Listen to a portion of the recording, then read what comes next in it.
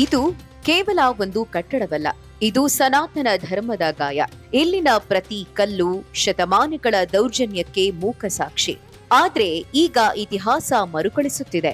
ಜಮ್ಮು ಮತ್ತು ಕಾಶ್ಮೀರದ ಅನಂತ್ನಾಗ್ನಲ್ಲಿರುವ ಮಾರ್ಥಂಡ ಸೂರ್ಯ ದೇವಾಲಯದ ಶಿಥಿಲವಾದ ಅವಶೇಷಗಳಲ್ಲಿ ಈಗ ಚಲನವಲನ ಶುರುವಾಗಿದೆ. ಭಾರತೀಯ ಪುರಾತತ್ವ ಇಲಾಖೆ ಮತ್ತು ನಮ್ಮ ಧಾರ್ಮಿಕ ಟ್ರಸ್ಟ್ಗಳ ಶ್ರಮದಿಂದ ಈ ಮಹಾನ್ ದೇಗುಲ ಮತ್ತೆ ಏಳುವ ಕನಸು ಚಿಗುರಿದೆ.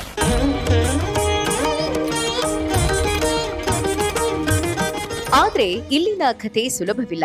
ಇದರ ಜೀರ್ಣೋದ್ಧಾರವು ಕೇವಲ ಕಲ್ಲಿನ ಕೆಲಸವಲ್ಲ, ಇದು ನಮ್ಮ ಅಸ್ಮಿತೆಯ ಮರುಸ್ಥಾಪನೆ. ಈ ದೇವಾಲಯವನ್ನು ಒಡೆದು ಹಾಕಲು ಮತಾಂಧ ಶಕ್ತಿಗಳಿಗೆ 2 ವರ್ಷಗಳು ಬೇಕಾಯಿತು. ಯಾಕಂದ್ರೆ ಇದು ಸಾಮಾನ್ಯ ದೇವಾಲಯವಾಗಿರಲಿಲ್ಲ. ಈ ದೇವಾಲಯದ ನಿರ್ಮಾತೃ ಕರ್ಕೋಟ ರಾಜವಂಶದ ಮಹಾನ್ ಚಕ್ರವರ್ತಿ ಲಲಿತಾದಿತ್ಯ ಮುಕ್ತಾಪೀಡ. ಕ್ರಿಸ್ತಶಕ 8ನೇ ಶತಮಾನದಲ್ಲಿ ಆತ ಕಾಶ್ಮೀರ ಕಣಿವೆಯಲ್ಲಿ ಸೂರ್ಯದೇವನಿಗೆ ಈ ಭವ್ಯ ದೇವಾಲಯವನ್ನ ಅರ್ಪಿಸಿದ. ಇದು ಅಂದಿನ ಕಾಶ್ಮೀರಿ ಹಿಂದೂ ಸಾಮ್ರಾಜ್ಯದ ಶಿಖರ. ಗ್ರೀಕ್, ಗಾಂಧಾರ ಮತ್ತು ನಮ್ಮದೇ ಗುಪ್ತ ಶೈಲಿಗಳ ಮಿಶ್ರಣದಿಂದ ರೂಪುಗೊಂಡಿದ್ದ ಅದ್ಭುತ ವಾಸ್ತುಶಿಲ್ಪ. ಇಡೀ ಏಷ್ಯಾಕ್ಕೆ ಮಾದರಿಯಂತಿದ್ದ ಅದ್ಭುತ ದೇವಾಲಯ. ಮಾರ್ಥಾಂಡ ಕೇವಲ ದೇಗುಲವಲ್ಲ, ಅದು ಕಾಶ್ಮೀರದ ಶ್ರೇಷ್ಠತೆಯ ಶಕ್ತಿ ಕೇಂದ್ರವೂ ಆಗಿತ್ತು. ಆದ್ರೆ 14ನೇ ಶತಮಾನದಲ್ಲಿ ಕ್ರೌರ್ಯದ ಚಂಡಮಾರುತ ಅಪ್ಪಳಿಸಿತು. ಸಿಕಂದರ್ ಬುತ್ತಿಕನ್ ಅಕ್ಷರಶಃ ವಿಗ್ರಹ ಭಂಜಕ ಈ ಕಣಿವೆಯನ್ನ ತನ್ನ ದ್ವೇಷಕ್ಕೆ ಗುರಿ ಮಾಡಿದ.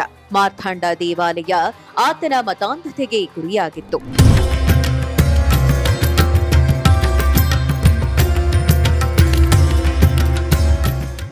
ಇತಿಹಾಸ ಹೇಳುವಂತೆ ಅದನ್ನು ಕೆಡವಲು ಆತನ ಸೈನಿಕರು 2 ವರ್ಷಗಳ ಕಾಲ ನಿರಂತರವಾಗಿ ಶ್ರಮಿಸಬೇಕಾಯಿತು. ಅಷ್ಟೊಂದು ಗಟ್ಟಿಯಾಗಿತ್ತು ಮಂದಿರ. ಇಂದು ನಿಂತಿರುವ ಅದರ ಅರ್ಧ ಮುರಿದ ಸ್ತಂಭಗಳು ಆ ದೌರ್ಜನ್ಯಕ್ಕೆ ಮತ್ತು ನಮ್ಮ ಕಲಾಕೃತಿಯ ದೃಢತೆಗೆ ಕೊಟ್ಟಿರುವ ಪ್ರತ್ಯುತ್ತರವಾಗಿದೆ. ಪೂಜೆ ಮಾಡುವುದು ಅಪರಾಧವಾಗಿದ್ದ ಕಾಲ ಕಳೆದು ಹೋಗಿದೆ. ಇಂದಿನ ಕಾಶ್ಮೀರದಲ್ಲಿ ಕಳೆದು ಹೋದ ಅಸ್ಮಿತೆಯನ್ನ ಪುನಃ ಪಡೆದುಕೊಳ್ಳುವ ಶಕ್ತಿ ಬಲವಾಗಿದೆ. ಕೇವಲ ಮಾರ್ಥಾಂಡ ಮಾತ್ರವಲ್ಲ, ಈ ಹಿಂದೆ ಅನೇಕ ದೇಗುಲಗಳು ಸಹ ಪುನರುಜ್ಜೀವನಗೊಂಡಿವೆ.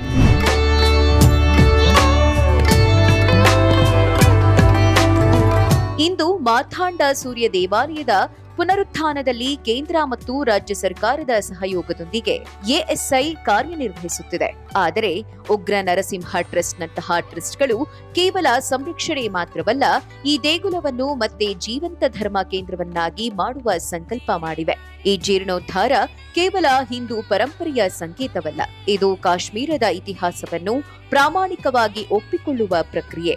ದೌರ್ಜನ್ಯಕ್ಕೆ ಉತ್ತರವನ್ನು ಕಲ್ಲಿನ ಮೂಲಕವೇ ನೀಡುವ ಪ್ರಯತ್ನ.